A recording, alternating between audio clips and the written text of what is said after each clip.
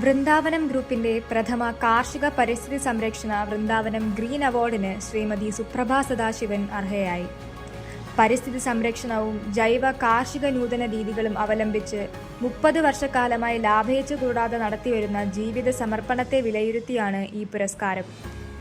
പ്രകൃതിയും മനുഷ്യനും മറ്റു ജീവജാലങ്ങളും പരസ്പരം ആശ്രയിച്ചു ജീവിച്ചിരുന്ന ഒരു സംസ്കാരത്തിന്റെ കണ്ണുകൾ അടർന്നു പോകുന്ന ഈ കാലഘട്ടത്തിൽ ശ്രീമതി സുപ്രഭ സദാശിവൻ ഒരു യഥാർത്ഥ മാതൃകയാവുകയാണ്.